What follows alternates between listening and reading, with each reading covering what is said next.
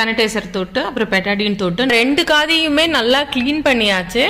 இப்போ வந்து tooth big வச்சு நம்ம அந்த ஆசிட் இருக்கும் இல்லையா, அந்த ஆசிடை எடுத்துட்டு அந்த காது ஹோலை சுற்றி ரொம்ப வெளிப்பக்கம்லாம் ஸ்ப்ரெட் ஆக வேணாம். நம்ம பேண்டைடு வச்சிடலாம். பேண்டைடு வச்சு இது பண்ணணும். ஃபர்ஸ்ட் 12 hours சுத்தமாக தண்ணி படக்கூடாது.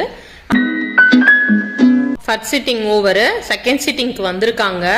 இப்போ வந்து பேண்டைடு இதெல்லாம் பண்ணி 1 வாரம் ஆயிடுச்சு. இப்போ 1 வாரத்துக்கு அப்புறம் வந்திருக்காங்க. நம்ம பேண்டைடை பிரிச்சிடலாம். இப்போ வந்து தேர்ட் சிட்டிங் இது நல்லா ஆறிடுச்சு.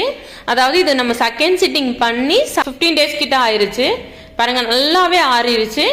அவங்களுக்கு ரொம்ப ஹாப்பி ஆயிடுச்சு. கண்ணு கம்மல்